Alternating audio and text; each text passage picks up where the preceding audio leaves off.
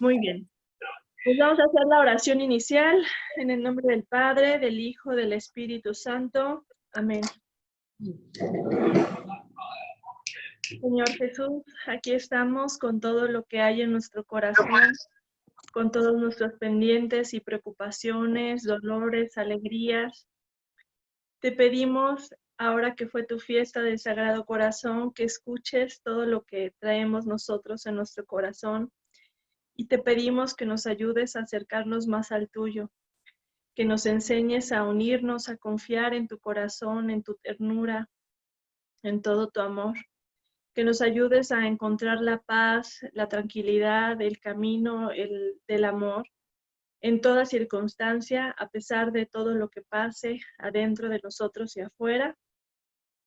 Y te encomendamos también a las personas que amamos, a las personas que se nos han adelantado, a los que están con nosotros, a nuestros seres queridos, para que nunca se alejen de ti. Sabemos que tú siempre estás con ellos, pero para que ellos nunca se alejen de ti, que siempre puedan voltear a tu corazón y encontrar ahí refugio.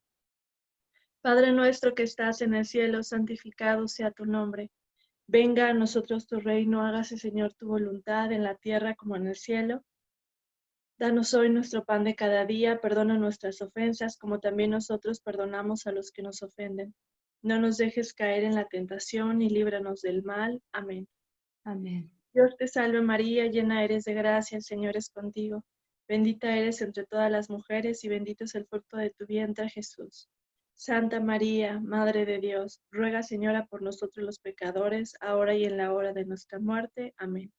Sagrado Corazón de Jesús, en vos confío. Sagrado Corazón de Jesús, haz mi corazón semejante al tuyo. San Juan Pablo II, ruega por nosotros. En el nombre del Padre, del Hijo, del Espíritu Santo. Amén. Muy bien. Pues, sí se ve bien la pantalla, ¿verdad? Bueno, Sí, sí, pues se ve bien. ahora en estas, pues ya momentos en que nos vamos acercando ya al cierre, por lo menos como de las clases virtuales que hemos tenido, pues todavía la verdad es que hay, o sea, mucho más que se puede revisar y entender. O sea, algo que les quiero compartir y reafirmar es que la teología del cuerpo no es nada más una teoría que está en el librito o unas ideas así aisladas que está ahí en amor y responsabilidad o unas ideas lindas del amor y qué romántico, sino son una serie de principios que nos ayudan a orientar. O sea, lo que hace Juan Pablo II es una especie como de mirada global para recopilar e integrar principios para entender a la persona humana a nuestro tiempo. Entonces, una parte importante, o sea, lo primero que les quiero poner aquí se los puse, es que tenemos que entender, yo le llamo como principios. ¿Por qué principios? Porque yo sé que los seres humanos tenemos la tentación de que nos digan las cosas claras y las reglas y ya. Por ejemplo, cuando hay temas de dilemas bioéticos, o de casos, o sea, todos queremos una respuesta ya seguro, ¿no? No nos gusta quedarnos con la duda. Y entonces, o sea, los principios nos ayudan, pero la tentación del humano, acuérdense lo que nos dice Juan Pablo II, el ser humano va al extremo, se va a los extremos, quiere distorsionar. Es que en esta búsqueda de reglas, de leyes, de cosas claras, nos radicalizamos. O queremos las reglas, queremos leyes, y entonces queremos ir por la vida aplicando reglas y leyes. Y algo con lo que rompe Juan Pablo II es con esta idea de que las reglas o las leyes son lo que nos van a ayudar, como podríamos decirlo, como a acercar al cielo, a realizar nuestra vocación. Entonces, no, claro, no está diciendo, acuérdense como en lo que decía la teología del cuerpo, que las leyes o las normas morales no sean importantes. Juan Pablo II fue un defensor de que claro que son importantísimas, pero nos invita a ir más allá para que vayamos, yo lo podría decir como absorbiendo los principios de la idea de la teología del cuerpo y vayamos aplicándolos, pero también con flexibilidad. ¿Y a qué me refiero con flexibilidad? con esta apertura que el Papa Francisco nos ha dicho, que es una apertura al Espíritu Santo. ¿Por qué? Porque hay cosas que van más allá de nuestro entendimiento. Hay cosas que todavía no entendemos, hay cosas que hemos entendido mal, hay cosas que se nos van revelando, aún en lo que parece erróneo, aún en lo que parece distorsionado hay cosas verdaderas. Entonces les pongo aquí, son principios, o sea, les voy a hacer como algunas como ideas claves de estos principios. No son leyes en el sentido de que no se puede aplicar así tal cual, de la ley de la gravedad y entonces siempre la gravedad así, ¿no? Sino, no, o sea, lo que Juan Pablo II nos advierte es cuidarnos de los rigidismos. No son tampoco ideologías, o sea, los principios de la teología del cuerpo no es tampoco una ideología que podamos ya decir, vamos a crear el sistema económico político de la teología del cuerpo, donde todos piensen así y todos enseñen, porque no es así. O sea, el mismo evangelio, nuestra fe católica no es un sistema económico, no es una ideología política. Entonces, porque a veces tenemos esa también como tendencia, les digo, todos quisiéramos que tuviéramos candidatos y partidos políticos que perfectamente reflejaran la doctrina de la iglesia y fueran súper coherentes. Pero en primera somos humanos, o sea, no va a haber nada perfecto, pero además es una tentación y a veces es como lo grave caer en querer como casarnos con la idea de que cierto partido o cierta ideología o cierta persona son la representación de la fe católica o de la teología del cuerpo o de los principios. Porque acuérdense que el Espíritu Santo nos va revelando que Él va trabajando en las diferentes visiones y entonces puede haber algo de la visión del que a lo mejor consideramos contrario que tenga algo de verdad y que entonces yo necesito comprender esa verdad para entonces nutrir y entender la visión total. ¿Por qué les digo esto? Porque yo lo que veo es que cuando se discuten los temas sociales, o sea, acuérdense que la teología del cuerpo también es una respuesta a la época. Y entonces se está tratando de responder a los dilemas que se nos están presentando en la actualidad. Pero la tentación, o sea, lo que tenemos que cuidar es que no convertirlo esto en una ideología que nos fanatice y nos cierre a escuchar y a tratar de buscar cuál es la verdad, aunque sea pequeña, que hay en las posturas que parecen contrarias. Y eso es un ejercicio bien difícil, o sea, humanamente es bien difícil, porque pues todos nos aferramos a lo que conocemos, porque también es bien duro cuando tú conoces una verdad o algo bueno y ves que el otro no lo entiende o no le importa. Entonces tenemos este reto como humano. Entonces quiero sí recalcarles esto, que tampoco no son leyes, no son ideologías, no son moldes, ¿no? Donde es la idea perfecta y todo el mundo tiene que caber aquí. Y eso, por ejemplo, les pongo el ejemplo de lo que es, por ejemplo, el tema de la familia. Ahora que hay como tantas leyes y que se quieren promover y que la cuestión de los niños trans y que ahora, por ejemplo, aquí en Guanajuato se metió una ley que está, una iniciativa que está proponiendo que se meta la perspectiva de familia en diferentes normas y programas institucionales, o sea, que se considere la familia, que se respete el lugar de los papás, el derecho de los papás a educar y así. Está un poco ambigua la iniciativa. Y entonces hay como un montón de grupos que están, no, los papás están retrógrados, están queriendo quitarle a los niños la educación sexual. Y entonces entramos en una lucha política, porque sí es una lucha política. Pero la cuestión es que nos toca a nosotros ir más allá de la lucha política. O sea, volver a los principios siempre para revisar. Porque no porque algo diga perspectiva de familia significa que necesariamente es bueno. No porque alguien diga que es en el nombre del amor significa que verdaderamente es el nombre del amor.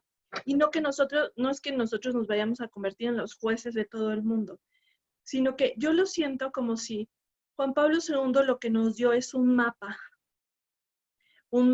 y una brújula, y entonces nos da las indicaciones, nos dice, mira, cuando te sientas perdido, mira para acá, voltea para acá, ve esto, ve estas señales, ve esto y vuelve al camino.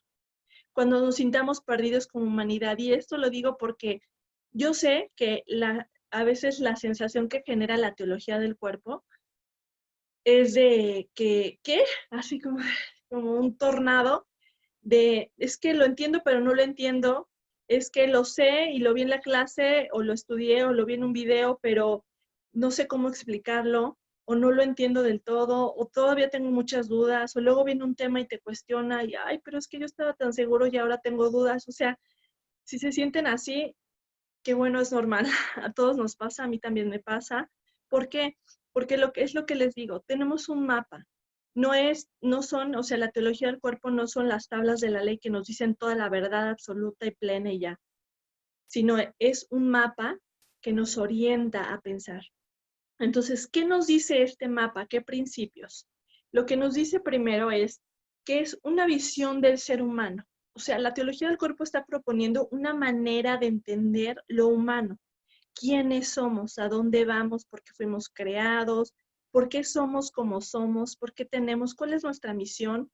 ¿Por qué somos hombre? ¿Por qué somos mujer? O sea, es una visión del ser humano, pero es una visión del ser humano que es a imagen y semejanza de Dios. Y esta es una clave muy importante. Visiones del ser humano hay muchísimas. Cada época tiene sus filósofos que proponen una visión del ser humano. Pero la visión de la teología del cuerpo es una visión de comprender lo humano, siempre volteando a ver cómo es Dios. Es un círculo que se retroalimenta. O sea, es yo veo en lo humano y en lo humano encuentro la huella de Dios. En mi razón, en mi libertad, en mis sentimientos, en mi capacidad de abrazar, en mi cuerpo que es capaz de sentir. Les voy a mandar un artículo que habla de cómo nuestro estómago tiene un montón de terminaciones nerviosas emocionales, muchísimas, muchísimas. Por eso es que las emociones muchas veces las sentimos en el estómago. Entonces, vean, si no, esta integración entre el cuerpo, entre la mente, entre el espíritu, si no es una huella de Dios. Y al mismo tiempo también, o sea, no solamente es lo humano me revela quién es Dios, sino Dios me revela lo humano, me revela la verdad de lo humano. Es como un círculo que se retroalimenta. Por eso es que o sea, se fundamenta en la relación con Dios. Y entonces es esto, o sea, no es ver solamente quién es el ser humano ahora, sino quién es el ser humano en su imagen y semejanza con Dios. Y que esto está grabado en el cuerpo. Les puse aquí, grabado en el cuerpo, grabado en lo humano. O sea, el mapa que nos da, o sea, Juan Pablo II es como si nos diera, ¿se acuerdan de las clases de la primaria que teníamos, o la secundaria? Ya ni me acuerdo dónde, pero como mapas del sistema nervioso, del sistema muscular, un mapa de la anatomía del ser humano. Pues yo creo que Juan Pablo II nos da un mapa de la anatomía del ser humano, pero la verdadera anatomía, no solamente el cuerpo, sino es la anatomía espiritual, emocional, social, cultural. O sea, nos dice todo lo que compone al ser humano, no como que ya esté todo dicho, porque hay mucho que comprender del ser humano, sino nos dice, veamos al ser humano en su completud, en todo lo que es, en la unidad que es, no por partes separados, como muchas veces nos lo han enseñado, de estudiar la biología o estudiar solo el espíritu, sino como una unidad. Entonces, esto es parte de lo que son los principios, es una visión del ser humano. Entonces, ¿para qué nos va a ayudar esto? Para comprender, o sea, digamos, podemos hacer el análisis de muchos temas y dilemas bioéticos, de problemas sociales que tenemos, etcétera. Pero la cuestión, o sea, lo importante es ir absorbiendo los principios. O sea, yo creo que lo que nos va a ayudar es ir entendiendo y asimilando esta visión del ser humano, del amor de la persona, en la política, en la educación, en nuestra vida cotidiana, en la relación conmigo mismo y mi cuerpo, en la relación con Dios. Y esto no es como de, ay, pues unos sí pueden y otros no. Todos podemos, pero a todos nos cuesta trabajo. Y o sea, yo creo que ahora que estamos en una época de tanta crisis, por ejemplo, política, que se cuestiona tanto, por ejemplo, la democracia, pues nos toca volver a ver cuál es la visión del ser humano que hay detrás de nuestras leyes, de nuestro sistema económico, de nuestro sistema político. Yo sé que, ay, no, pero es que yo no me quiero meter en temas de político, yo sé que es todo un caos, pero Se trata de que en lo que nosotros podamos, vayamos impregnando de esta visión del ser humano. Por eso no es nada más una cuestión de que se les eduque de la abstinencia a los niños. No, no basta. Jamás eso va a resolver. Lo que tiene que ser es la educación en el amor. Y la educación en el amor fundamentada en una visión de la persona. Entonces no solamente es una clase de educación sexual, sino es todo lo que se dice sobre el ser humano en la educación. Entonces vean el gran reto que tenemos. O sea, a veces cuando me han invitado hacia las escuelas, pues un poco la idea es que les vas a dar un taller de teología del cuerpo y mágicamente se van a resolver todos los problemas y los niños se van a comportar bien y ya no va a haber embarazos adolescentes y así, pero no es tan fácil, o sea, digamos, no es que, claro que sirve, ¿no? Y ayuda muchísimo porque son pequeños pasitos que nos van ayudando a avanzar, semillitas que vamos sembrando, pero no es nada más eso. ¿Por qué? Porque lo que tenemos que hacer es promover una cultura diferente basada en una idea de la persona. Eso es lo que Juan Pablo II va proponiendo, una idea de la persona a la luz de la imagen y semejanza con Dios, de la persona humana, que va revelando y nos va entendiendo. Entonces, bueno, nos va ayudando a entender, perdón. Entonces, ahora, ¿qué otros, o sea, principios? Ahorita les voy a poner un ejemplo de cómo podemos, pero me pareció como importante, cómo podemos aplicar esto, pero me pareció importante pues ir haciendo como una compilación, por ejemplo, de los principios que debemos de tener en mente. Aquí, por ejemplo, les puse algunos.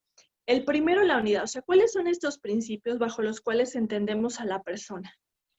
Primero, la unidad. Esto a mí me parece que es de las aportaciones que son el pilar fundamental de la teología del cuerpo. Qué difícil, de verdad, qué difícil es quitarnos esta idea de entendernos como separados. Yo creo que es una huella del pecado, de la ruptura del pecado original, que siempre nos vamos a sentir separados y nos cuesta trabajo entendernos como una unidad. Entonces, ¿cómo le hacemos para promover esa idea de la unidad? Por ejemplo, ¿cómo le hacemos para, por ejemplo, en los hospitales que ahora se está atendiendo a los enfermos de COVID, para que se atienda a la persona como una unidad? Y fíjense cómo muchos lo están haciendo. Cuando están diciendo unos, oye, vamos a llevarle los auxilios espirituales, otros, oigan, vamos a llevarle una tablet para que pueda hablar con su familiar. Eso es atender la unidad. Entender que no solamente es atender y darle la medicina y ponerle el respirador si lo necesita, sino atender todo lo que soy como persona. Y todo lo que soy más que un cuerpo. Entonces, esta unidad es, acuérdense, este concepto clave que nos da Juan Pablo II, ya no entendamos el cuerpo y el alma, sino el cuerpo-alma. Cómo cambia toda la relación conmigo mismo y con el otro. Tendemos y seguimos tendiendo a exaltar lo espiritual por encima de lo humano. Entonces, si rezamos mucho, a lo mejor ya no me duele. Si le rezo mucho a Dios, como si hiciéramos una negociación con Dios, ¿no? Si rezo mucho, entonces ya no voy a sentir estos deseos. Y Juan Pablo II nos dice, no, eres una unidad. No se trata de que lo espiritual te quite lo humano, sino que lo espiritual me ayude a ser plenamente humano. Entonces, es como en la unidad, el concepto de la unidad del cuerpo-alma, o sea, entender la unidad, a mí es de lo que más me ayuda para, les digo, es como lo primero que veo en el mapa, en esto que les digo, el ejemplo del mapa, lo primero que veo a ver es la unidad. Esto ayuda a la unidad. No solamente, acuérdense que la unidad va en dos sentidos cuando hablamos de la soledad originaria. La unidad entre personas, esto abona la unidad, esta política pública, esta iniciativa, esta publicación de Facebook, este programa abona la unidad, pero también a la unidad interior. A la unidad interior esto ayuda a la unidad dentro de la persona, porque a lo mejor, por ejemplo, les pongo un ejemplo, les digo que ahora estoy trabajando el tema de la niñez trans, y dicen, es que es para que tengamos paz, para que no los discriminen. Ok, podríamos conceder eso de decir, ok, esto puede ayudar para que los niños no sean maltratados, pero abona a su unidad interior. Promover una política de que los niños tomen hormonas o se hagan operaciones de cambio de sexo, abona a su unidad interior. acuérdense que Juan Pablo II no nos dice, a ver, esto es una tómbola y tú elige con qué te quedas y con qué no. Nos dice, esto tiene que ver con la persona, no renuncies al bien de la persona. Entonces, si esto no ayuda a la unidad interior, busca otra alternativa. No claudiques a eso. Entonces, muy importante, o sea, como que yo, o sea, les quiero dar ese tip porque a mí me ayuda muchísimo el recordarme esto, cuerpo, alma. Esto ayuda a la unidad. La manera en la que yo me relaciono conmigo misma, estoy ayudando a la unidad en mí o me estoy quedando con esta idea de lo separado o estoy luchando contra mí misma o estoy exaltando una cosa, una parte de mí por encima de otra, que ayuda a la unidad. Luego, la relacionalidad, este llamado a la comunión. O sea, esto no somos islas, no estamos aislados, sino todo lo que yo haga tiene un impacto con lo demás. Yo no puedo, lo dice el Papa Francisco, nadie se salva solo, nadie. Entonces, esto que se promueve, que ayuda, que se, no sé, por ejemplo, pienso ahorita, es uno de los temas que ahorita vamos a ver, en el tema de las tecnologías reproductivas, que ahora hay muchísimo. Esto ayuda a la comunión en la familia entre los esposos. Se vale todo para tener un hijo, incluso sacrificar a la pareja. Por ejemplo, pensémoslo en esto de, no sé si vieron una película que se llama Juno, que es de una chavita que se embaraza y luego busca dar a su bebé en adopción, se encuentra una pareja y la pareja dice sí, sí, sí, pero a lo largo de la película se ve que en realidad el esposo no quiere tener un hijo. Y entonces ella finalmente decide, como la esposa, quedarse con el bebé a pesar de que se separe y rompa su matrimonio. Y son las preguntas, ¿no? ¿Se vale todo por la cuestión de tener un hijo? O sea, y es lo que Juan Pablo II nos va diciendo, unidad sí, pero también relacionalidad. Somos seres como que estamos llamados a la comunión. Acuérdense que al final, o sea, el amor es un llamado a la comunión con Dios, a la comunión entre hombre y mujer, a la comunión yo dentro de mi propio cuerpo, a la comunión entre hermanos como humanidad, entre naciones. Luego, otro principio es el tema de lo subjetivo y lo objetivo. Acuérdense que Juan Pablo II nos dice, sí hay verdades objetivas, claro que hay verdades objetivas. No todo es relativo y no todo según lo sientas, pero tampoco podemos olvidar que sí hay una experiencia subjetiva que depende solo de ti, que solo tú sientes. Entonces, yo no puedo imponer cosas en nombre de la objetividad que anulen la subjetividad de la persona. O sea, es como, por ejemplo, yo digo, ay, no, pues a mis hijos, como ahorita lo que genera dinero es, no sé, que estudien ingeniería, por decir algo, ¿no? Entonces, objetivamente, todos los voy a obligar a que estudien ingeniería porque es lo que genera dinero. Pues sí, a lo mejor objetivamente estás buscando un bien, pero estás anulando la subjetividad de la persona. O el otro extremo, por ejemplo, podría ser, o sea, este extremo de las subjetividades, pues yo a mi hijo nunca le voy a decir nada de que hace su cuarto, ni que coma bien, ni que coma verduras, porque él que haga lo que él quiera, porque es su experiencia. Es el otro extremo. Y Juan Pablo II nos dice, no, acuérdense, busquemos y guardemos, o sea, seamos defensores de la verdad objetiva, pero también defensores de la subjetividad de la persona. Y eso aplica para, por ejemplo, ahora muchas de las leyes que tenemos. O sea, fíjense cómo las propuestas o las leyes que tenemos se van hacia un extremo o hacia el otro.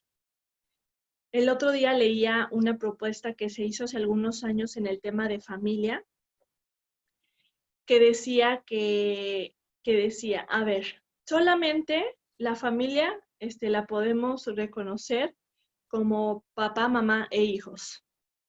Y entonces solamente este tipo de familias debemos apoyar, porque son las verdaderas familias. Ay, cuando yo leí esa iniciativa decía, híjole, es que está equivocado porque no está considerando la experiencia subjetiva de la ruptura, del dolor. Y entonces está dejando fuera. O sea, el problema no es que defienda una verdad objetiva, sino que en nombre de la verdad objetiva termina excluyendo y anulando las experiencias individuales reales que existen de las personas. Y por otro lado, también, por ejemplo, ahora vemos muchas iniciativas que hablan de cómo, o sea, por ejemplo, en esto de ahora que en este mes se habla mucho de lo del orgullo gay y vemos la banderita de colores por todos lados y todo esto. O sea, como muchas de las iniciativas que se proponen es, pues que cada quien haga lo que quiera con su cuerpo, que cada quien pueda hacer lo que sea, que nadie se meta, o sea, como una exaltación de la subjetividad sin considerar una verdad objetiva, ¿no? O sea, entonces, como es como un equilibrio, ¿no? Lo que nos dice Juan Pablo II, y es el equilibrio entre la verdad y la experiencia. Sí, hay verdades objetivas, pero también hay experiencias particulares y tenemos que cuidar y respetar ambos. Luego, el tema de la complementariedad, que esto, si se fijan, es un tema muy constante en la teología del cuerpo, nos dice, o sea, esta complementariedad es importantísimo porque sin complementariedad, la diferencia no tiene sentido. O sea, el único sentido de que Dios nos haya hecho diferentes es para complementarnos, para que juntos podamos ser una verdadera imagen y semejanza de Dios. Si fuéramos todos iguales, no tendría sentido la complementariedad. Entonces, la diferencia en la teología del cuerpo tiene sentido. ¿Cuál es el sentido? De revelar diferentes aspectos del amor, de Dios, de la persona, de la realización. Y entonces es fundamental la complementariedad hombre y mujer. Porque sin la complementariedad hombre y mujer, no podríamos entender el sentido, por ejemplo, de lo que es la comunión. La comunión es entre personas diferentes, no iguales, que piensen, no somos robots, sino entre personas diferentes. Luego el tema de la trascendencia, que es esta trascendencia, se refiere al infinito. Yo le puse aquí como los deseos de infinito. O sea, esta trascendencia se refiere como a esta conciencia del ser humano de que estamos aquí para una misión que va más allá de esta vida. O sea, que nuestra vocación para el amor no se queda nada más aquí, sino que contribuye a todo el plan de la salvación de Dios. O sea, que somos eternos con Dios, nos volvemos eternos con Dios porque Dios es eterno. O sea, permanecemos. Dios hace que ni siquiera la muerte haga que desaparezcamos. Nos hace trascendentes, o sea, a pesar del dolor, a pesar de la muerte, a pesar de la pobreza, a pesar de todo, nosotros permanecemos en el amor porque Dios no nos deja de amar, ¿no? Y entonces este sentido de trascendencia es todo lo que hagamos importa, siempre. No hay cosas banales o no importantes o accidentales, sino todo lo que hagamos tiene una trascendencia, es importante. Entonces, estos principios, aquí los puse algunos, nos conectan, o sea, digamos, veámoslo como conexión, o sea, esto se relaciona con lo que es la persona, el entendimiento de la persona. Y esto es lo que Juan Pablo II, por ejemplo, en Amor y Responsabilidad, nos fundamenta como la ética del amor. Nos dice, como somos personas, la única manera digna de tratarnos es con amor. Y este amor, como ya he hablado un poquito, es reconocer y proteger tanto la experiencia como la exigencia del amor. Acuérdense, la parte subjetiva como la parte objetiva. La parte subjetiva, la experiencia, o sea, nosotros necesitamos la experiencia de sentirnos amados. No basta nada más que leamos en un libro, Dios es amor, sino necesitamos experimentar el amor. Si no experimentamos el amor, podemos leer toda la teología del mundo, leer a todos los santazos, doctores de la iglesia, lo que sea, y no vamos a comprenderlo. ¿Por qué? Porque esta ética del amor es una experiencia también. Y por eso también, o sea, se habla tanto, por ejemplo, de las obras de misericordia, de la experiencia misma de la misericordia, del papel de la iglesia, porque es el papel tiene que ver con el papel de hacernos vivir en el mundo la experiencia del amor. si decimos todas las leyes morales que tiene la iglesia, pero no ayudamos a que las personas tengan la experiencia del amor, no sirve. Eso es lo que nos dice Juan Pablo II, no sirve, no trasciende, porque esto no es algo que se lee y se estudia en un libro y luego presentas un examen, es algo que se experimenta en la propia vida, en la carne, en mi cuerpo. Y al mismo tiempo las exigencias del amor, que son las virtudes del amor.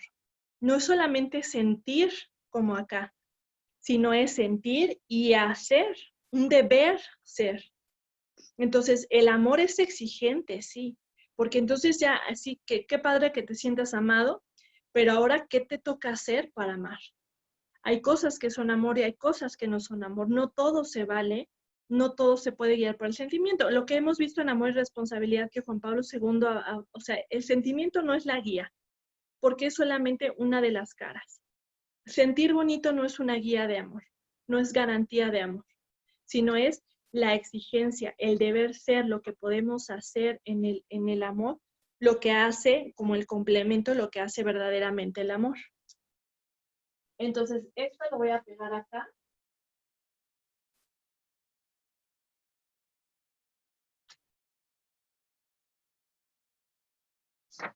Y entonces, ya casi voy avanzando con los principios, no se preocupen tanto si ya se cansaron un poquito de ver este repaso. Entonces, otro de los principios es recordar las características del amor, que acuérdense que si esto es a imagen y semejanza de Dios, es la visión del ser humano a imagen y semejanza de Dios, entonces es el amor de Dios quien nos revela cómo es el amor, esta cuestión de la experiencia y la exigencia. Entonces, ¿cómo es el amor de Dios? Es libre, es total, es fiel, es fecundo, ¿no? Lo que hemos visto en otras clases. Libre, o sea, jamás forza a nadie. Dios nunca forza a nadie, ni manipula, ni chantajea, ni engaña, ni oculta. Siempre es con la verdad y en la libertad de la elección. Es total, o sea, es en toda la persona, o es todo o nada. O me amas totalmente como soy, o no me estás amando porque me estás tratando como objeto, tratándome como partes. Es decir, me encanta su cuerpo, pero odio su personalidad. Amo su cuerpo, pero no me gusta su persona. No, odio su personalidad. No, no es amor. O sea, claro, eso no significa que te guste todo. ¿Se fijan cómo es como diferentes niveles de experiencia? O que todo te caiga bien, o que tengas que idolatrar a la persona. Pero sí que soy una totalidad. Y entonces el paquete de Cristina viene con todo y sus defectos y sus mañas y sus pecados. Y entonces no me puedo quitar una parte de mí. Viene con todas mis emociones, lo que soy, lo que tengo, todo eso. Luego es la parte de la fidelidad. La fidelidad, o sea, tiene que ver con la permanencia en el tiempo. Como yo soy permanente, acuérdense de esta parte de la trascendencia? Como yo soy permanente, entonces el amor tiene que ser permanente. Entonces, en esta permanencia del amor es, o sea, yo sigo y entonces el amor tiene que seguir. Fíjense que ahora, con lo del fallecimiento de mi abuelita, encontré una carta. Mi abuelita estaba divorciada, vivió ella mucho maltrato psicológico, emocional, en todos los sentidos, durante mucho tiempo de parte de mi abuelo. Y encontré una carta que ella había guardado donde ella al principio, cuando estaba recién casada, le escribía, como era una carta de amor que ella le escribía a mi abuelo. Pero para mí fue muy significativo el que ella hubiera guardado esa carta, porque ella hasta el día, duraron muchos años divorciados, pero hasta como 25 años de casados y 25 de divorciados, algo así. Pero ella hasta el último, hasta que se murió mi abuelo, ella dijo, ahora sí soy viuda, a pesar de que llevaba 25 años divorciada o más. Entonces, para mí eso es como, y encontrar esta carta como que ella guardaba, era como el signo de su fidelidad. O sea, el amor permaneció a pesar del fracaso de su matrimonio, ¿no? Entonces, pues son estos destellos humanos que nos revelan, o sea, si así nosotros, o sea, obviamente con la gracia de Dios podemos amar, ¿cómo es Dios de fiel? Si nosotros damos esas pequeñas muestras de fidelidad, imagínense Dios, o sea, Dios permanece, que no se cansa, que no se agüita, no se desespera, o sea, su amor permanece, ¿no? Y la fecundidad, por ejemplo, la fecundidad, otra de las características del amor. O sea, esta fecundidad que tiene que ver con este dar vida. Acuérdense, no necesariamente es la vida biológica. Podemos decir lo que es como la apertura a la vida. O sea, esta apertura de que el amor, o sea, necesariamente da fruto. Cuando somos libres, totales, fieles, amamos en lo libre, en lo total y en lo fiel, necesariamente hay fecundidad. Damos vida en nuestro trabajo, en las acciones de la vida cotidiana, espiritualmente, en la sociedad, o sea, en el área que nos toque vivir, pero siempre damos fruto. O sea, es algo que es parte de lo que es el amor. Y entonces lo que hemos visto también en la perspectiva de la redención, ¿se acuerdan? En el hombre originario, que el amor está grabado, que en el corazón está grabado nuestro llamado en el amor. O sea, que no hay causas perdidas, porque así el más malo de los malos, el más narco de los narcos, el más corrupto de los corruptos, aún él y todos nosotros tenemos grabadísimo, tan grabado en nuestro cuerpo el llamado al amor. No nos los podemos quitar. O sea, mi cuerpo, mis células, mi sistema nervioso, mi mente, mis emociones, mi alma, todo yo estoy diseñado para el amor. Y eso no me lo puedo quitar. Lo puedo torcer, lo puedo distorsionar, pero no me lo puedo quitar. Por eso es que, o sea, la visión de la teología del cuerpo no es abandonar ni claudicar, o sea, porque todo mundo está llamado a esto. Y además, fíjense qué bonito, o sea, Juan Pablo II dice, o sea, ¿quieres entender esto? Voltéate a ver a ti mismo. O sea, no es ajeno a mí. Comprender cómo ama a Dios y experimentar su amor no está en el afuera, sino en voltear a ver mi propia experiencia y mi propia relación con Dios. O sea, es tan cercano que lo tengo aquí. Claro que puede ser como cuando tenemos las llaves de la casa. ¿Y dónde están las llaves? Y lo tenemos aquí cerquita, pero no lo vemos. Pues así puede ser. Tenemos aquí cerquita la experiencia del amor, pero no la vemos. Pero está grabado. Luego, y luego también, o sea, lo que nos dice Juan Pablo II, ok, está grabado, sí, pero también está torcido por el pecado. Y entonces necesitamos la redención. O sea, esto es muy importante porque yo sé que hay momentos en la vida en que nos sentimos muy cansados, muy agotados, muy adoloridos, muy abandonados, muy algo negativo, ¿no? Y entonces quisiéramos, o sea, este anhelo natural del ser humano de descanso, de ya que, ay, ya, o sea, como que, por favor, que se resuelva, de que ya me deje de doler, de que ya no tenga tristeza, de que ya mi hijo esté bien, de que ya, o sea, tenemos todo, o sea, todos experimentamos diferentes momentos esta sensación de que ya se acabe el dolor, la muerte o lo que sea, ¿no? Pero Juan Pablo II nos dice, o sea, esta torcedura lo que nos recuerda es que todo el tiempo estamos en proceso de redención.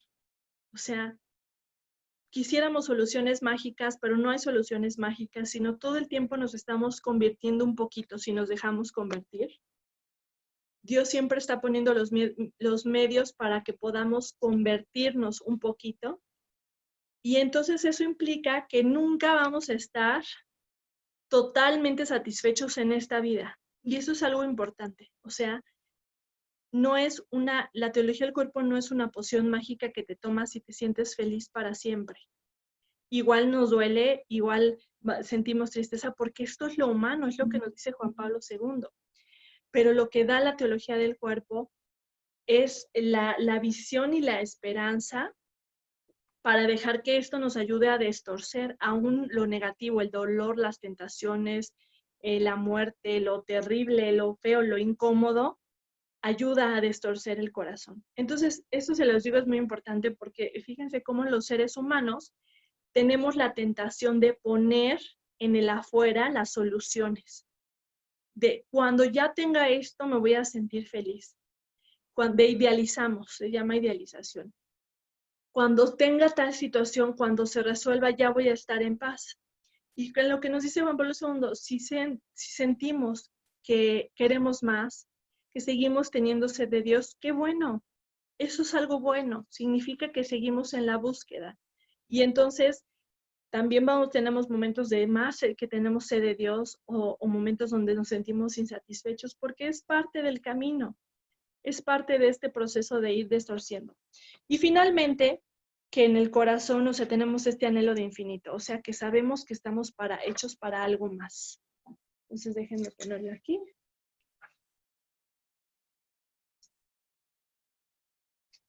Entonces, bueno, ahora sí, ¿cómo entonces puedo entender los problemas o dilemas del mundo de hoy? ¿Cómo entonces esta teología del cuerpo me ayuda a ir comprendiendo y resolviendo lo que va pasando? Porque también es cierto, o sea, lo humano es que queremos que tener también respuestas y sobre todo en este mundo donde tenemos tantos dilemas, tantos dilemas. Por ejemplo, ahora tenemos el dilema de muchos dilemas. Por ejemplo, hay ahora muchas discusiones de si debemos aceptar el feminismo y crear un nuevo feminismo que sea un feminismo cristiano católico. El dilema de debe ser nuestra postura o nuestra reacción, por ejemplo, al todo el tema de la diversidad sexual, de la identidad sexual o cómo se manejen los términos. Tenemos los dilemas, ahora muchos dilemas de las tecnologías reproductivas, cada vez avanzan más, incluso de la medicina. Tenemos el dilema de los sistemas políticos, o sea, tenemos muchos problemas los seres humanos. Pero bueno, les quiero yo platicar algunas ideas. Ay, dejen que se vuelva a aprender. Para poner un ejemplo, con respecto a las tecnologías reproductivas, de cómo podemos aplicar o ir aplicando un poco de estos principios. Acuérdense, Juan Pablo II nos dice un mapa, o sea, la idea principal que yo quiero que ustedes se queden es que todos, o sea, no necesitan, o sea, bueno, todos necesitamos aprender y estar reformando y yo sé que esto va a dejar con muchas...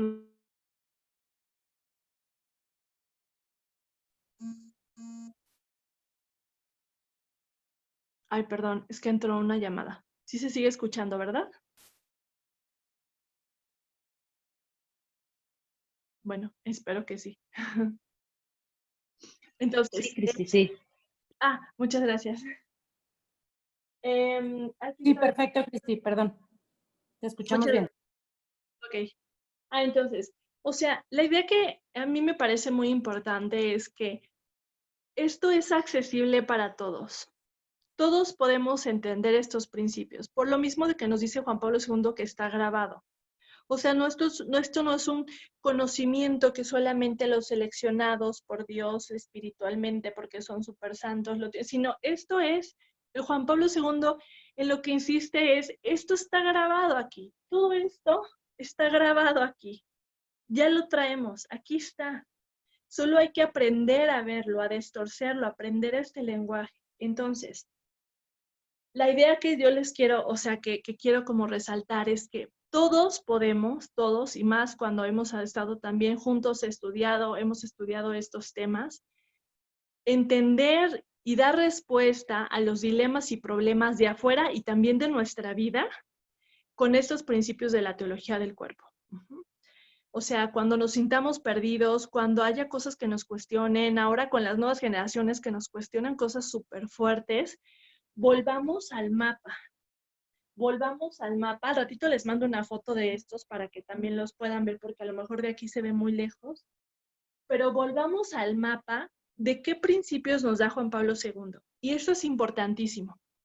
Acuérdense que no son como negociables. De, bueno, hoy me quedo con la unidad, pero sacrifico la objetividad. O quiero lo total, pero no lo libre. O quiero lo libre, pero no lo fecundo. Juan Pablo II nos dice, acuérdense, es la unidad y la totalidad. Porque todo esto es lo que tú eres, es lo que somos como personas, es nuestro llamado. Entonces, el gran reto es tener el mapa, pero no renunciar, no ir quitando partes. Bueno, ya no me gustó que el matrimonio fuera complementario. Ya no me gustó que el matrimonio fuera fiel. Ya no me gusta que las relaciones sexuales sean fecundas. Ya no me gusta que, digamos que el ser humano es trascendente. O sea, es todo, es un paquete. Y entonces Juan Pablo II nos dice, no renuncien, no claudiquen a esto. Entonces, ahora, en el tema de las tecnologías reproductivas. En el tema, las tecnologías reproductivas, es un ejemplo que les quiero poner de cómo se puede aplicar esto a resolver como algunos de estos temas de los dilemas actuales. Las tecnologías reproductivas son aquellos mecanismos o dispositivos o procedimientos médicos que tienen la finalidad de generar vida, pero fuera de las condiciones normales de reproducción. O sea, son estos procedimientos que se hacen generalmente, y digo generalmente, ahorita les explico por qué, cuando hay, por ejemplo, parejas infértiles que no pueden tener hijos o que han intentado muchas cosas y que no han podido quedar embarazados y que entonces se les ofrecen estas otras alternativas de tecnologías reproductivas. Hay muchas tecnologías reproductivas, pero algo que ha causado gran polémica es que muchas de estas tecnologías reproductivas o métodos de tecnologías reproductivas, o que a veces se les llama tecnologías artificiales de reproducción, tienen muchos problemas éticos a considerar. ¿Cuáles son algunas de estas tecnologías reproductivas? Una a lo mejor que sí hemos oído porque es muy famosa, la fertilización in vitro, que es que sacan el óvulo, el espermatozoide y fuera, o sea, en un laboratorio, en un vidrito así tal cual, hacen la fecundación de varios bebés, o sea, hacen varias fecundaciones, sacan muchos óvulos de la mujer y, bueno, el hombre tiene muchos espermatozoides con una sola eyaculación y hacen en laboratorio muchas fecundaciones. Y entonces de esas fecundaciones, porque fíjense, nosotros lo vimos así, o sea, nada más como, ay, pues es un proceso donde fecundan al bebé, luego se lo implantan a la mujer y si pega, y si no, se lo vuelven a hacer hasta que ya pegue el embarazo, podríamos decirlo. Pero lo que hay detrás es, por ejemplo, una serie de cosas. Por ejemplo, esto que les digo, que se hace en la fecundación de muchos y que los dejan como desarrollarse en las primeritas etapas. Luego se hacen procesos de selección genética, donde se les hacen pruebas, así el bebé, o sea, obviamente todavía es una morulita o un embrioncito en las primeras etapas, se les hacen pruebas genéticas para ver cuál es el que es genéticamente más fuerte o mejor, o que no tenga algún problema. Y entonces se implantan varios, 3 por ejemplo, en el útero de la mujer para lograr que quede el embarazo. O a veces se implanta solamente uno, pero los otros bebecitos quedan congelados. Y entonces si la mujer no logra retener al bebé, se le implanta el que sigue y así. Y entonces, ¿qué pasa con todos los? Porque no es como, se fecundaron 2, sino fecundan 20 o 10 o dependiendo de los óvulos que tengan. ¿Y qué pasa con esos? Si ya no quieren más, o sea, se pueden guardar y se congelan. Y si ya no hay, pues se desechan y se tiran a la basura. Y entonces fíjense cómo, o sea, estas tecnologías reproductivas, pues tienen muchos dilemas éticos. No es solamente el tema del bebé que se queda congelado, de si es lícito o no hacerlo, sino también, o sea, de los riesgos que hay, incluso el acto sexual. Ahorita se los voy explicando. Pero entonces, hay otras tecnologías reproductivas, como por ejemplo también, incluso la maternidad subrogada se considera a veces una tecnología reproductiva. ¿Qué es la maternidad subrogada? Que es, hay varias formas de maternidad subrogada. O sea, que es que otra mujer carga el embarazo y luego te entregan al bebé. Y puede ser que sea con tu óvulo y el espermatozoide de tu pareja, lo fecundan afuera. Luego lo implantan en el útero de la mujer que presta el útero, o que no es prestado, le compran, le rentan el útero, Y entonces ahí se gesta, y la mujer que que carga con el embarazo, pues carga con todos los riesgos, y se hace un contrato, y ha habido muchos escándalos de, por ejemplo, si el bebé tiene Down y ya no lo quieren, pues quién se queda con el bebé, o si son gemelos, pero yo nada más quería uno, ¿qué le pasa al otro? ¿Qué pasa si la mujer que carga con el embarazo tiene algún problema de salud? Si la pareja debería hacerse cargo y pagarle todos los gastos médicos, muchos dilemas éticos que hay alrededor de la maternidad subrogada. También hay otras tecnologías reproductivas, como por ejemplo hay una que es una estimulación ovárica, y donde tú seleccionas por catálogo de quién quieres el semen. Tienen como catálogos de hombres, o sea, de sus características. Es güero, tiene tales antecedentes, mide tanto, trabaja en tal cosa, y entonces tú seleccionas por catálogo de quién te hace la fecundación, de quién es el esperma, y ya te hacen la fecundación y ya puedes embarazarte. Muchas de estas tecnologías, por ejemplo, los usan muchos famosos. A veces cuando nos preguntamos, oye, ¿por qué fulanita de tal tiene 45 años y está embarazada y su embarazo perfecto? No es, o sea, no es que, ay, qué buena suerte, ¿no? Sino que son procedimientos, por ejemplo, donde les inyectan hormonas para que tengan la capacidad ovárica de una mujer más joven, o tiene los óvulos, congelaron sus óvulos y tuvieron o fecundaron muchos bebés y ahí los tienen congelados y luego ya se los implantan. Y no es que tengan los hijos perfectos, es que muchas veces cuando el bebé viene con un defecto, lo abortan y luego vuelven a implantar otro hasta que quede un bebé sano.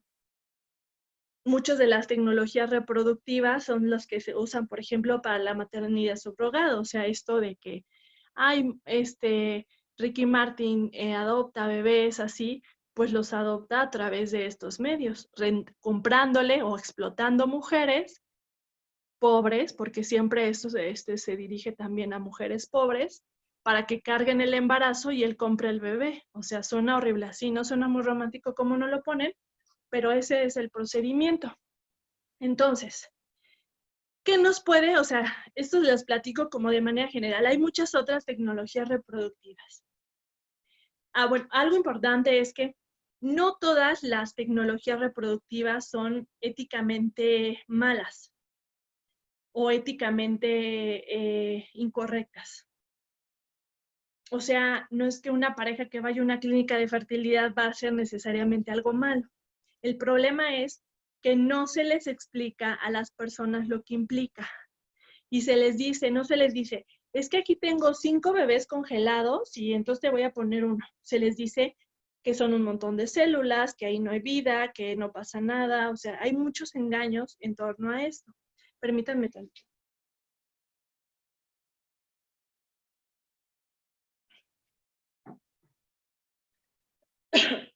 Y les platico esto porque eso es uno de los dilemas que más están abundando. Si ustedes lo ven, estos son de la tipo de prácticas que se hacen en las clínicas de fertilidad y no hay regulación al respecto. O sea, es un tema que ya está inundado, que no hay como que se regule mucho al respecto. Entonces es un tema muy importante. Y además, déjenme platicarles que la infertilidad ha aumentado muchísimo en los últimos años, muchísimo, como un 600% en todo el mundo. O sea, hay muchísimas parejas que son infértiles y hay varias explicaciones, o sea, no se sabe exactamente por qué. Muchos lo atribuyen al daño que está habiendo por tantas parejas sexuales previas. Porque, por ejemplo, hay una enfermedad de transmisión sexual que se llama clamidia, que le da, o sea, cuando la mujer se contagia, daña el útero sin que te des cuenta. Y cada vez que te contagias, te daña tu útero y tú no te das cuenta. Y a veces tiene síntomas y a veces no, pero cuando la mujer, o sea, cuando se contagian, y al hombre no le pasa nada, pero a la mujer sí se le daña su útero. Entonces, son mujeres que a lo mejor nunca supieron que tenían clamidia y cuando quieren tener hijos son infértiles o tienen tan dañado el útero que no pueden. Entre otros muchos, o sea, no es la única razón, pero hay muchos también problemas hormonales que hay, o sea, muchas cosas. pero sí hay una tasa de infertilidad altísima, altísima que está habiendo en muchos países y por eso han crecido las clínicas de fertilidad, porque es pues una alternativa que se les está dando. Ahora entonces, ahora sí pasemos como al análisis. Primero, o sea, la pregunta ¿es lícito desear un hijo y buscar, pero hay límites en este deseo? O sea, ¿es lícito hacer lo que sea por tener un hijo? Qué duro, ¿no? O sea, es una pregunta súper fuerte, porque obviamente que el deseo de tener un hijo o sea, muchas veces es tan grande, y además cuando no has podido, o sea, eso es un dolor también, incluso un duelo, pero ¿es lícito hacer lo que sea? Ahora, ¿se puede aceptar cualquier forma de obtener un hijo? ¿Cualquier forma de obtener un hijo se puede aceptar? Y otra vez, ¿cuáles son los límites a ese deseo? O sea, un derecho tener un hijo. O sea, yo tengo derecho a tener un hijo y entonces me lo tienen que dar como sea o está garantizado. Entonces, fíjense, hay que diferenciar en el tema de las tecnologías reproductivas aquellas que buscan corregir algo que no esté funcionando bien, de aquellas que asumiendo que ya no, o sea, o no atendiendo eso que es la causa de infertilidad, generan diferentes métodos como los que les platiqué, esto de fertilización in vitro y esto, para tener el bebé aunque no se corrige el problema. O sea, ¿por qué? ¿Por qué les pongo esto? Perdón si estoy siendo un poco confusa. O sea, el problema no es la medicina, ni los avances médicos, ni que sea artificial. Eso es algo muy importante. El problema es, acuérdense lo que nos dice Juan Pablo II, de que debe haber fines buenos, pero también medios buenos. En la ética personalista, ¿se acuerdan del primer capítulo de amor y responsabilidad? El fin debe ser bueno. Entonces, ¿el deseo de tener un hijo es bueno? Pues claro. Bueno, siempre y cuando sea por un deseo de amor, ¿no? Que no sea un deseo utilitario. Pero no todo, también el medio tiene que ser bueno. Tiene que corresponder a la dignidad de la persona. Ahorita vamos a hacer el análisis con esto que les digo del mapa. Entonces, déjenme ver aquí mis notas, mis apuntes, que esto se los voy a pasar. Entonces, fíjense, el fin varía en el tema de las tecnologías reproductivas. Hay tecnologías reproductivas que lo que buscan es curar la infertilidad y hay otras que buscan asistir en las relaciones. Ahorita les explico. Entonces, ¿qué problemas hay al respecto? Por ejemplo, el tema del manejo de embriones, lo que les decía, que si se quedan congelados, que se desechan a la basura, cómo se está tratando la vida humana, pero también dice, hay algo que nos dice, o sea, por ejemplo, desde la ética cristiana, es que la dignidad debe buscarse en todo momento en la vida del ser humano. Y entonces, esta es una pregunta importantísima. ¿Debería garantizarse que la dignidad, que la forma en la que es concebido el ser humano sea digna? Y acuérdense, pues Juan Pablo II nos dice sí, porque es persona. Deberíamos cuidar que la persona siempre nazca y vive en condiciones dignas. Y yo sé que dicen, ay, pero, bueno, no ustedes, pero que puede alguien decir, ay, pero entonces, ¿qué pasa con las mujeres que han sido violadas? Son condiciones que no son dignas. Y por eso debemos combatirlo y luchar contra eso de todas las formas posibles. Que eso no quita dignidad a la persona, pero sí es cierto que es una condición indigna. Fíjense que cuando hace algunos años se empezó a hablar de la clonación humana, uno de los principales dilemas era preguntarnos si una persona clonada tenía el mismo valor y dignidad que otra persona. O sea, imagínense, alguien que salió del laboratorio clonado, que me clonen a mí, que tenga aquí otra, hasta salieron telenovelas, me acuerdo de una telenovela brasileña que se llamaba El Clon. O sea, cómo estos dilemas, o sea, cuestionan el papel de la dignidad humana. O sea, ¿es igual de digno? Claro, ya después se dijo, pues sí, obvio es igual de digno, aunque las condiciones en las que nació, fue fecundado, no lo sean. Uh-huh. Entonces, ahora, Algo que también dice, por ejemplo, la Iglesia es que la mayoría de estos métodos son incompatibles con la dignidad de un niño y del acto conyugal. ¿Por qué? Porque dice, acuérdense que estamos buscando la integración. Y entonces, en esta integración, en esta unidad, acuérdense que Juan Pablo II nos dice, retomando las enseñanzas de la Iglesia, que la sexualidad tiene los fines de unidad y el fin procreativo, y que están juntos, o sea, no puedes separar la unidad de la procreación. Y que acuérdense como nota que esto no significa que siempre deben, en el acto sexual siempre debas de querer tener un bebé. Significa que siempre estás abierto a la vida. ¿Se acuerdan lo que veíamos en un capítulo que Juan Pablo II nos dice? Es la conciencia de que con el acto sexual yo podría ser papá o mamá. Es la apertura. Aunque no lo esté buscando, yo podría ser y asumo eso. Y por otro lado, siempre la unidad. O sea, no se vale tampoco querer, o sea, tener relaciones nada más porque quiero el hijo, pero no me importas tú y no cuido la unidad ni la relación contigo. Siempre debe ser como en la comunión. Entonces, dice, hay algo en todas estas tecnologías, no en todas, pero en muchas de ellas, que es que suprimen el acto sexual. Y que entonces, o sea, digamos, el acto sexual es un acto que es de amor y del amor surge en personas. Y la pregunta es si este tipo de tecnologías no quitan esta condición digna de surgir del amor. O sea, piensen en esto, o sea, no es lo mismo decir, ay, pues mira, mis papás me querían tener y pues entonces me tuvieron así que, yo nací o sea, yo fui creado en un laboratorio. Esto es algo que daña y lastima la dignidad de la persona, porque no, o sea, debemos ser resultado del amor. Entonces, dice, cada niño debe ser creado por un acto de amor entre sus padres. Y entonces, ahora, algo que nos dice la moral sexual es, por ejemplo, de la Iglesia Católica, es que uno de los problemas es que a veces se quiere sustituir el acto sexual por esto. O sea, dicen algunos, es como si nos estuviéramos creyendo dioses, donde entonces disponemos que, pues yo no quiero un hombre porque yo odio a los hombres, por poner un ejemplo, o sea, no necesariamente es que alguien odie a los hombres, pero poner un ejemplo, yo no quiero nada con un hombre, pero sí quiero tener un bebé.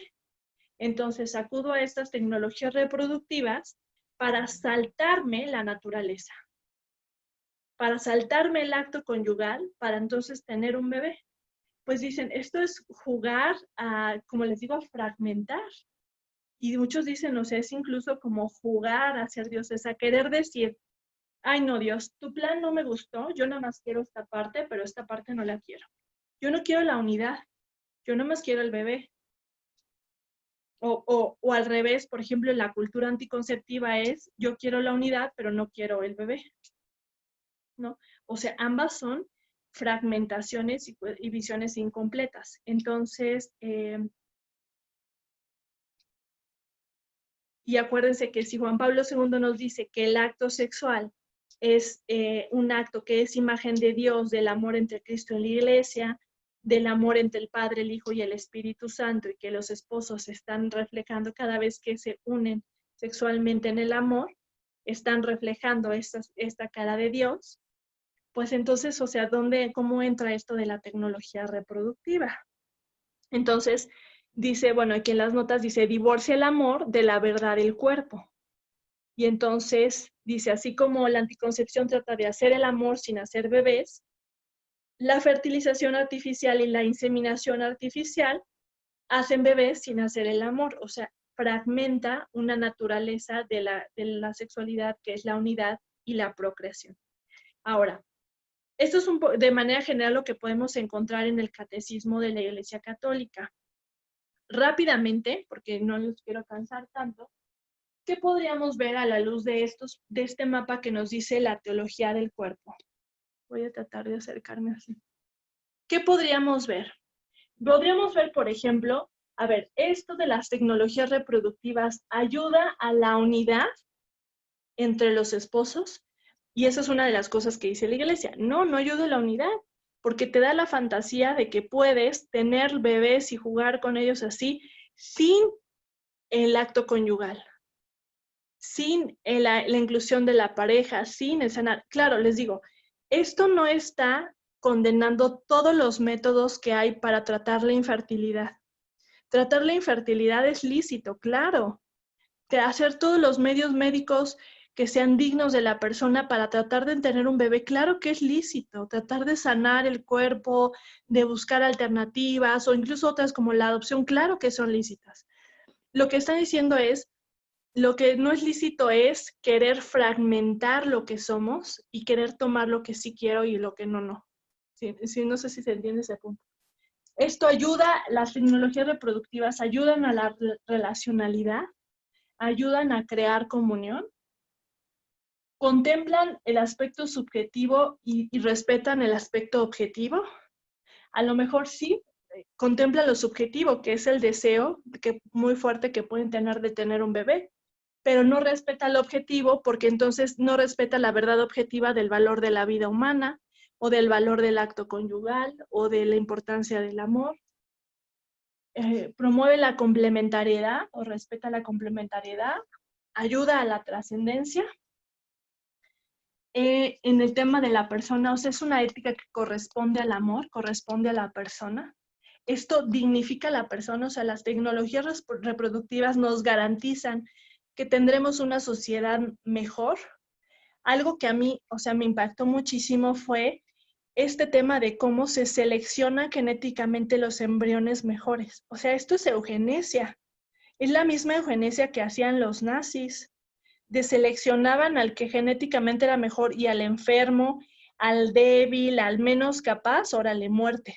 Eso es lo que se hace también con muchos de los embriones y es uno de los dilemas éticos más fuertes. ¿Puedo seleccionar al bebé y decir, ay no, pues yo quería un bebé güero y como no está güero, pues órale, hasta que esté moreno yo no lo quiero? Porque, por ejemplo, en el tema de la maternidad subrogada, algo que se ha criticado es el racismo. O sea, sí, contrato a la mujer pobre, indígena o latina para que cargue a mi bebé, pero no quiero que se parezca a ella, ay no. Yo quiero que salga güero y de ojos azules, o que parezca europeo, y entonces se les inseminan óvulos, espermatozoides de personas blancas o europeas, pero quien los gesta son la mujer latina pobre. Y entonces dices, claro, o sea, esto es racismo, eugenesia, o sea, son temas como muy, muy fuertes. Entonces, esto ayuda a la ética del amor de la persona, respeta la experiencia, pero también las exigencias del amor, pues ahí vemos que no, o sea, a lo mejor se centra mucho en la experiencia, lo que tú quieres, es que yo quiero un bebé, pues sí, pero también el amor exige que sea en las condiciones adecuadas. En el amor es libre, pues a lo mejor podemos decir, bueno, pues sí, sí es libre a menos que manipule al otro o que, digo, a veces no es libre porque no se les explica a las parejas todas las posibles consecuencias o muchas, yo he conocido muchos que pasaron por este procedimiento y que nunca les dijeron que congelaban a los embriones. No, entonces no lo sabían, entonces libre no es. Es total, nos ayuda a, ama la totalidad de la persona, acepta tal cual es. Y esa totalidad, fíjense, también algo que dicen es, también la totalidad es aceptar la infertilidad del otro. Ay, qué fuerte, ¿no? Y entonces, claro, acuérdense, no caigamos en el error de, entonces ya no puedo tener hijos porque mi pareja es infértil. No. Hay que ver las alternativas, pero en alternativas que vayan en congruencia con todo esto. Es fiel, ayuda a la fidelidad. Es fecundo, ayuda a dar vida. Va en armonía con la enseñanza de la Iglesia de la unión y la procreación. Y ya, bueno, así. Entonces, esta es la idea. Quería ponerles otro ejemplo del racismo y eso, por eso se lo puedo poner en otra clase, para que aquí también le paremos y abramos un espacio para las dudas o preguntas. Pero esto es lo importante, que esto es un mapa. Fíjense cómo es un mapa como de preguntas éticas para reflexionar que nos da Juan Pablo II. O sea, La respuesta fácil sería decir, no, están prohibidas las tecnologías reproductivas, pero eso no es incompleto también. Lo que tenemos que entender es cómo esto afecta, cuál es la experiencia humana, la necesidad, porque es cierto que también es una necesidad atender y acoger a las personas que están sufriendo infertilidad. Y eso es algo que, o sea, no, por eso no es, no lo hagas, está mal, sino es, bueno, ¿qué podemos hacer por estas personas? ¿Qué nos toca hacer? ¿Qué es lícito? ¿Cómo podemos acompañarlos? ¿Qué podríamos hacer? O sea, todo esto que implica, ¿qué leyes podríamos promover para que esto se regule, para que no se abuse de las mujeres pobres? O sea, vean cómo esto nos da para muchísimo pensar. Por eso es un mapa. ¿Por qué les digo esto? Porque sé que vamos cerrando el curso, y entonces yo lo que quiero que se lleven es esta idea de que, aunque no lo entendamos todo, aunque a veces se nos olviden cosas, siempre podemos volver al mapa que nos da Juan Pablo II para entender y dar respuesta. Cuando sus hijos les hagan preguntas raras y extrañas de este mundo raro y extraño, volvamos al mapa y vamos a encontrar respuestas. Cuando tengamos dilemas, cuando haya leyes que se propongan, volvamos al mapa y entendamos, y además vayamos descubriendo todo lo demás, porque hay mucho más que entender de esto, que es lo que nos revela Juan Pablo II. Pues hasta aquí la intervención. Abro el espacio para ver si hay alguna pregunta o comentario o experiencia.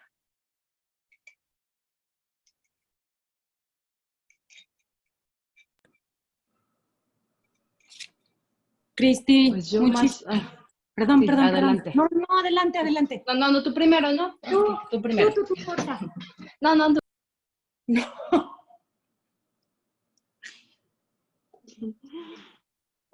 Adelante, Luzma. Gracias, Cristi. No, bueno, sensacional la clase. ¿Qué te digo? Que siempre me quedo con ganas de más, siempre me quedo así como con ganas de invitarte a echarnos un café y echarnos una larga plática. Digo, pues yo ya soy una persona que te doblo fácil la edad, si no es que, sí, yo creo que sí. Y la verdad es que pues hemos pasado, bueno, yo y mi esposo pasamos por tantas cosas con amigos, con familia.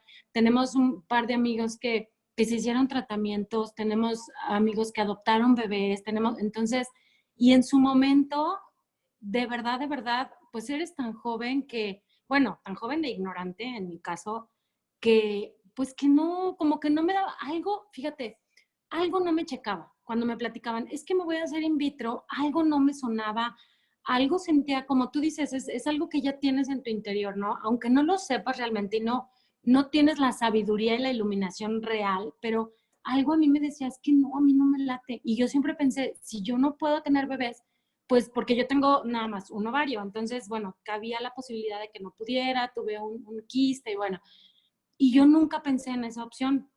Sin embargo, pues al tener amigas y parejas de amigos que pasaban por eso, yo decía, bueno, pues ellos tendrán sus razones, pero conforme vas creciendo y vas avanzando en tu matrimonio y en la vida y vas aprendiendo estas cosas, dices, ¿cómo a veces se aprovechan de la ignorancia de las personas? Pero totalmente, o sea, a mis amigos nunca, fíjate, hoy por hoy ellos están divorciados y tuvieron niños in vitro y no me lo vas a creer, pero los 2 niños que tuvieron in vitro son niños especiales. Entonces, ahí viene eso que dices, pues, ¿cómo que se escogen genéticamente? Pues sí se escogieron, pero una genetista le dijo a mi amiga, pues escogieron mal, que yo creo que la mano de Dios está en todo eso. Definitivamente, si Dios no hubiera querido, pues ni siquiera así hubieran llegado, ¿no? Pero pasan tantas cosas que sí te sientes como, ella me lo ha llegado a decir, así con estas palabras, ¿eh? Yo creo que yo nunca debí de ser mamá, pero yo terqué y lo busqué hasta que los encontré y mira, entonces, híjole, te vienen así como muchas cosas a la cabeza, ¿no? Gruesísimas que dices, ¿habrá sido eso? Ese sería el mensaje que Dios quería para ti. Y si no, pues ya los tienes aquí, son maravillosos pero a mí me atormenta en algún sentido el ver cómo se aprovechan de la ignorancia de la gente. Híjole, me molesta muchísimo, Cristi, me duele y no puedes hacer nada, ¿no? Entonces, bueno, pues esto como que me ilumina muchísimo, por lo menos para poder hacer algo, ya no con mis amigos, pero sí con mis hijos, ¿no? O con la gente que conoces, que pues poderlos guiar un poquito, decirles para dónde le den o que investiguen un poco más y que no les crean todo a los médicos ni a los lugares donde hacen todo esto, ¿no? Así es. Y también es cierto que esto, o sea, mucho de esto se ocultaba. Y entonces apenas va saliendo a la luz, se va estudiando, se va descubriendo, y entonces es cuando dices, wow, esto es mucho peor de lo que nos imaginábamos. Sí, Y claro. también, o sea, como hay muchos discursos engañosos, también, por ejemplo, algo que se ha denunciado mucho es que em, o sea, a mujeres que tienen infertilidad, en lugar de tratarles, buscarles el origen de la infertilidad, cuando no funcionan los métodos convencionales con los ginecólogos, luego las mandan a estas clínicas. Y eso tiene muchas implicaciones también éticas, porque, por ejemplo, ahora se ha descubierto que hay cuestiones que pueden ser desbalances hormonales, que puede ser la razón de que no te quedes embarazada, y que ese desbalance hormonal puede generar que después tengas, por ejemplo, ciertos tipos de cáncer. Y entonces dicen, o sea, qué injusto que en lugar de hacer, o sea, de dirigir más los esfuerzos a reparar y a sanar lo que, algo por algo, o sea, a sanar y reparar para que la mujer esté y el hombre en las mejores condiciones, luego se les manda a estas clínicas para que ya recurran a eso. O sea, es una cuestión también ética, que es como si no se hiciera el esfuerzo suficiente de atender muchos casos que sí se podrían resolver y que luego se les manda esto y además se les dice que no pasa nada, porque también tiene efectos secundarios, sobre todo en la mujer.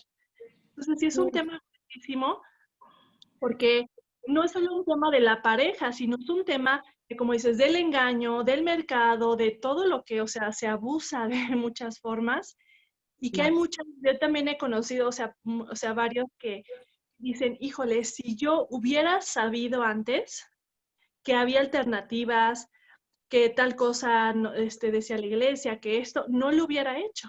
Entonces es cierto que también hay un tema de que cómo se aprovechan del dolor y de la desesperación de las parejas que quieren tener hijos. Sí, claro. Por eso es un tema fortísimo, porque pues sí, el dolor y la desesperación de una pareja que no tiene hijos también es muy grande, ¿no? Y entonces tampoco no podemos decir, ay, no se puede, sino es a tratar de ayudar, de entenderlos en todas las formas posibles, porque también es un dolor que es muy grande para ellos. Claro. Pues no sé si hay algún otro comentario, pregunta. ¿Cuándo nos No, yo echamos un lo café? único, sí, yo lo único que quería comentar pues es lo siguiente, que tristemente pues no sé por qué la información que no es tan conveniente, tan buena es la que fluye más. Y no todo este tipo de información buena, pues, en donde las personas pueden tener como una contraparte. Entonces, pues a lo mejor están en nosotros difundir un poquito todo eso, porque pues todo lo malo corre como agua y lo otro, pues no, yo no conozco personas que hayan tenido este tipo de problemas, bendito Dios, pero pues sí va a ser muy doloroso desear un hijo y no poder tenerlo.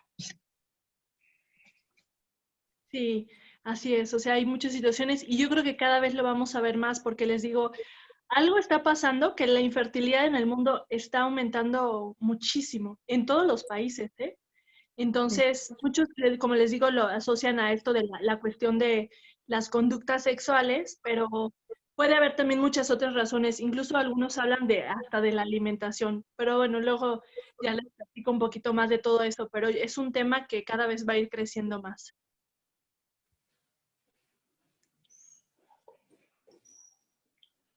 Pues bueno, Muchísimas gracias, Cristi. Maravillosa tu clase. Muchas gracias. ¿Y si nos vemos de hoy en 8 o cuándo va a ser? sí, nos vemos de hoy en 8. El jueves les grabo la otra clase que les debo de la semana pasada, o sea, para ver otros temas y alcanzar a ver lo más que se pueda. Y el martes nos vemos. El martes. Ok. Ay, Bien. muchas gracias, Cristi, Dios, en pues agosto también. bendiciones para Gracias. ti. Un Y abrazote. la clase, o sea, la del jueves es la pasada, Sí. no lleva continuidad con esta. No, digamos que Bueno, ahorita o les di sea, la que pensaba darles la semana pasada y les grabo. Sí, o sea, ah, continuidad para ok. que no sea tan revueltoso.